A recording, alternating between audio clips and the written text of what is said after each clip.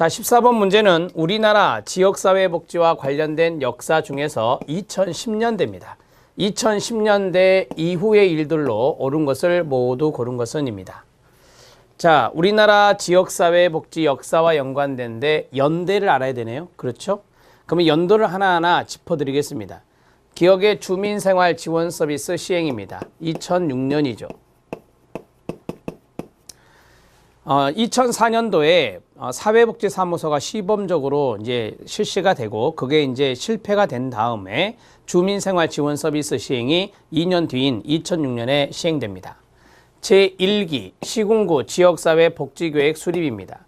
처음에는 지역사회 복지계획이라고 했었고요. 지금은 지역사회 보장계획으로 모두 바뀐 상태고 제1기 시군구 지역사회 복지계획 수립도 2006년이 됩니다. 지금 현재의 지역사회 보장계획은 3기째입니다. 3기 시행 중이고요. 이게 4년마다 실시한다는 거 알고 계시죠? 자, 사회보장 정보 시스템이 개통됐다라고 했는데요. 사회보장 정보 시스템의 개통은 2013년입니다. 자, CF 사통망 아시죠? 사회복지통합관리망. 사회복지통합관리망, 사통망은 구축된 것이 2010년입니다. 그래서 사통망 2010 이렇게 정리하시면 되고요. 맞춤형 급여제도 실시입니다. 맞춤형 급여제도는 우리가 이제 정책에서 배우겠지만 최저생계비가 상대적 빈곤선, 중위소득에 의한 상대적 빈곤선으로 바뀌면서 맞춤형 급여제도가 실시가 되었거든요. 2015년 7월 달부터서 진행이 되었습니다. 자, 그러면 2010년대 이후의 일이니까 디귿과 리을이 여기에 해당돼서 5번이 답이 되겠습니다. 14번 문제 잘 알아놓으십시오. 별표 쳐놓으시고 15번 들어갑니다. 자, 15번 문제는 우리나라 지역사회복지 역사입니다. 여기에 대한 설명으로 옳은 것은 입니다. 우리나라 역사에 보시면 상평창이 나왔고요. 그 다음에 납속보관지제가 나왔습니다. 자율전칙이 나와 있고요. 그 다음에 제면지제, 오가작통제가 나왔습니다. 이것은 근대 역사라고 보시면 되겠습니다. 자, 조선시대 구빈제도의 하나로 백성이 공동으로 조축하여 상부, 상조하는 민간 구빈기구였다. 조선시대 구빈제도 하나의 상평창이 있긴 있습니다. 그러나 백성이 공동으로 조축해서 상부, 상조하는 민간 구빈기구는 바로 사사로울 사자를 쓰는 사창입니다. 상평창이 아니라 사창이 여기에 들어가고요. 납속보관지제입니다. 납속보관지제는 고려시대입니다. 고려시대 충렬왕 때 흉년제해시 백성을 구휼하는 제도로 시작되었으나 이후 국가에 금품을 납입한 자에게 관직을 주는 제도로 변화되었다. 틀렸습니다. 처음부터 관직을 주는 제도였습니다. 따라서 충렬왕 때 이대목이 빠지면 되죠. 처음에는 백성을 구휼하는 제도로 시작된 게 아니거든요. 그래서 고려 충렬왕 때 국가의 금품을 납입한 자에게 관직을 주는 제도였습니다. 이렇게 정리하시면 됩니다. 자율전칙은 유기야 입양법으로서 고려시대 아니라 조선 정조니까 조선시대의 대표적인 아동복지관련법이라 말할 수 있습니다. 1번, 2번, 3번 모두 잘못되었습니다. 4번 들어갑니다. 제면지제가 있고요. 그 다음에 수완진려진대지제가 있습니다. 모두 다 고려시대 진율제도입니다. 제면지대는 이재민에게 조세, 부역, 형벌 등을 감면해 주는 겁니다. 재앙이 있을 때 감면해 주는 제도가 제면지제. 수완진려진대지제는 수완질, 물수, 가물한 병질, 즉 홍수와 가뭄과 전염병이 있을 때 의료주택 등을 제공했던 사업이 수완진려진대지제 맞습니다. 오가작통제. 오가작통제는 고려시대가 아닌 조선시대입니다. 조선시대에 국가가 운영했던 인보제도라고 말씀드렸었죠. 답은 4번이 옳습니다. 15번 문제 해결했습니다. 16번 문제 들어갑니다. 자, 다음으로 16번 문제 들어갑니다. 16번 문제 별표 쳐주시고요. 지역사회 복지의 이념 내용으로 옳은 것은 입니다. 자, 1번부터 5번까지 해서 2번부터 5번까지를 보면 이제 3번부터 5번까지요. 국가주의 이야기가 나왔는데 앞에서 우리가 1번 문제에 국가주의와 가족주의 문제가 있었죠. 따라서 여기 있는 1번과 2번이 좀 독특한 지문이니까 잘 알아놓으시고요. 트웨니스는 사회통합이라고 하는 것을 기계적 연대, 유기적 연대로 제시했다. 자, 우선 문제를 풀면 트웨니스가 아니라 듀르케임이 제시를 했다라고 보시면 되고요.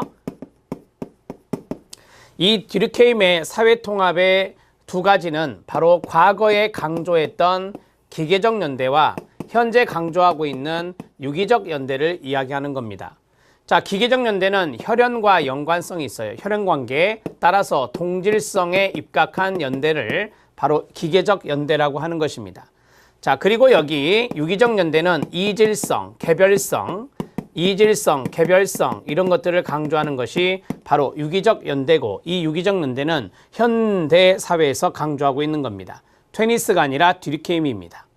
지역사회 공동체의 동그라미 구성 부분들 간의 불균형이나 갈등을 최대화하면 안 되고요. 최소화해야 되는 겁니다.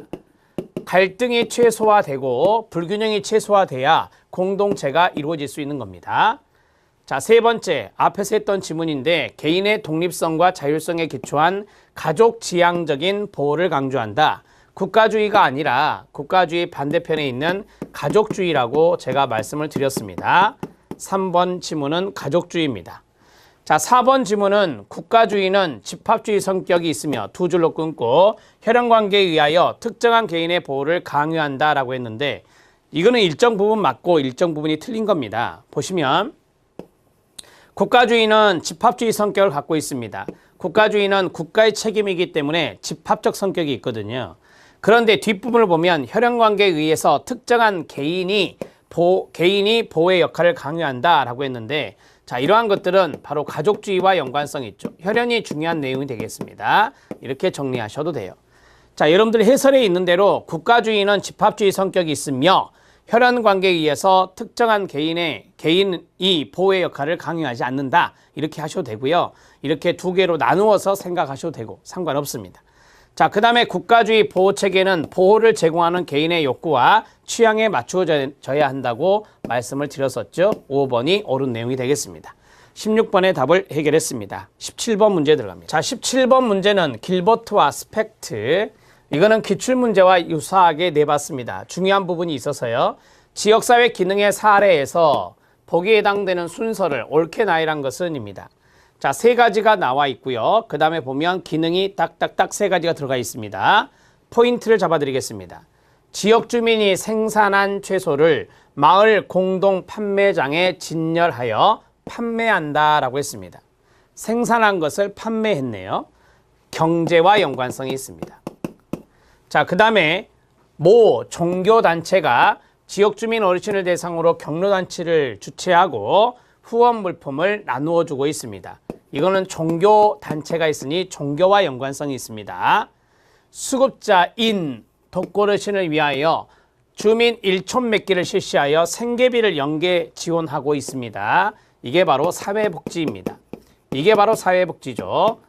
자, 수급자인 독거어르신을 위해서 주민 1촌 맺기하고 생계비 연계해서 지원해드리고 있는 게 사회복지가 됩니다. 그러면 경제하면 기능을 해야죠. 이제 소비, 생산, 분배의 기능을 하게 되는 거고요.